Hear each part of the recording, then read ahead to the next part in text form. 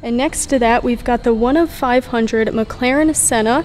This is Jeffree Star's old Senna. Here we've got not one, but two McLaren Elva prototype cars. This one's in matte orange and this one's in matte blue. I love the look of the back of the Wraith. It has like a teardrop shape that you can kind of see when you're looking directly behind it.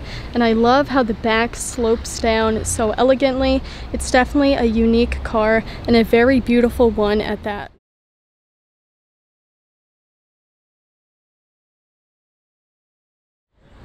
Next to that, we've got a Grigio Nimbus Lamborghini RS, the 641 horsepower super SUV. The first thing I noticed on this car is that they decided to get the style package with body color. So that's why you see this gray paint on the front. But if you get the style package in black, that would black out these Y-shaped pieces right here. And it would also black out this piece right here. I prefer it with the black accents, but it doesn't look terrible with the body color accents. And this one has the 23-inch diamond cut wheels. It's a pretty clean spec, it's just way too subtle for my liking. Out of these four cars, which one would you take? Over here, we've got two gorgeous Bentley Mulsans, one in black and one in white. I picked the black one. In the Bugatti showroom, we've got not one, but two Chirons, a Chiron Per Sport,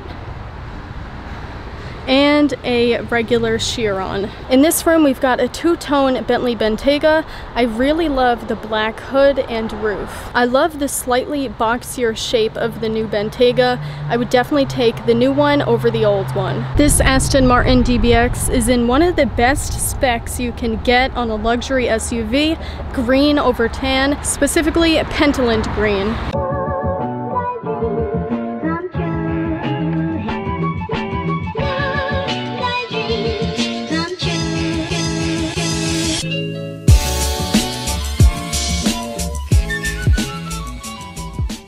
Downstairs in the Ferrari showroom, we've got a very special car, the legendary Maserati MC12 in the 3-layer pearl white paint called Bianco Fuji. I can't get over how long this car is and how beautiful it is. I know a lot of people would still prefer the Enzo over this, even though they share the same chassis, but I think I would prefer this just because it's more rare.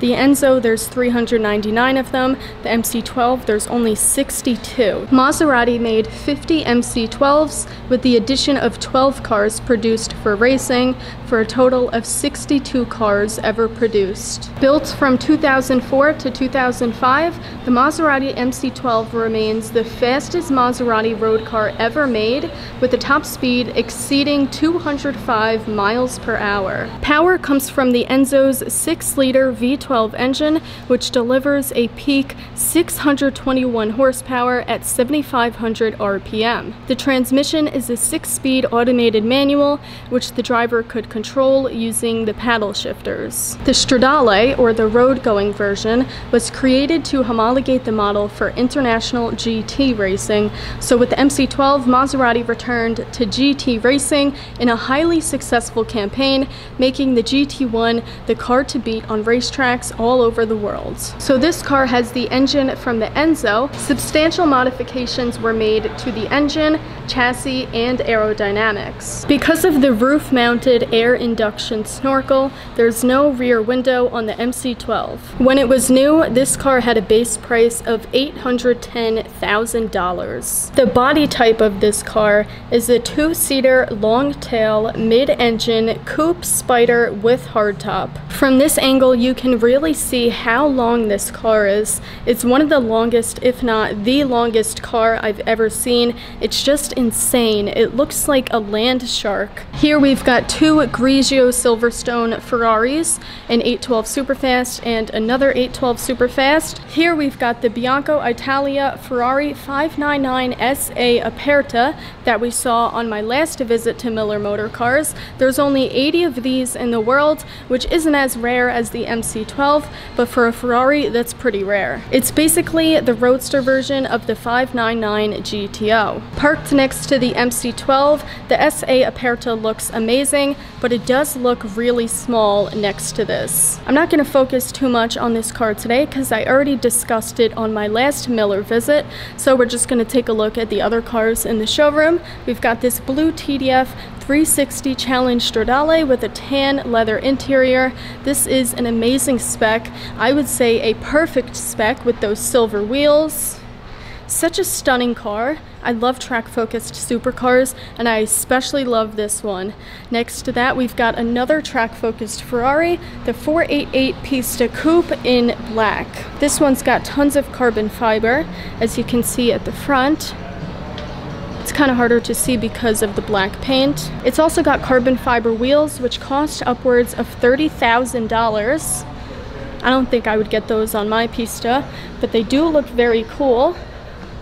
I can imagine owners are worried about curbing them, but some are still brave enough to get them on their cars. We've got not one, not two, but three blue with tan Ferraris here today. One of my favorite specs. It just looks so good. This here is blue TDF, the same color as on that 360 Challenge Stradale, but this shade of blue over here on the 430 Spider is blue Mirabeau. This 812 GTS looks amazing in blue with tan.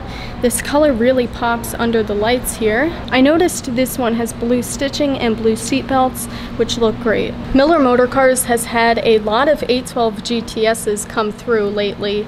This is probably the fourth one I've seen here, and a lot of them have been blue, so I have a feeling blue is a very popular color in Greenwich. You can't tell me this spec does not look good. The silver wheels are a must. This is so similar to the Challenge Stradale over there, except the paint color is different. I must say I really like this shade of blue, and you don't see it too often. I hardly ever see it.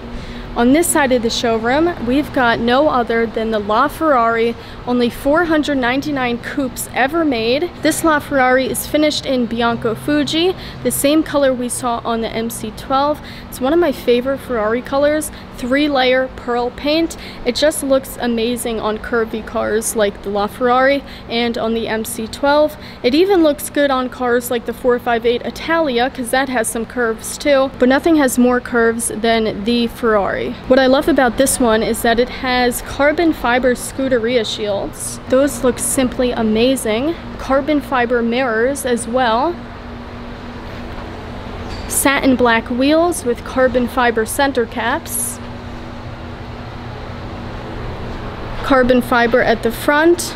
What we're looking at is a 6.3 liter naturally aspirated V12 engine that pumps out 789 horsepower, and then the LaFerrari also gets a 161 horsepower boost from an electric motor. This here is my favorite car of the Hypercar Holy Trinity, a 950 horsepower hybrid. It's such a beast. Next to the LaFerrari, we've got the Ferrari 430 16M Spider, which is also limited to 499 units, so it's pretty cool to see them parked next to each other.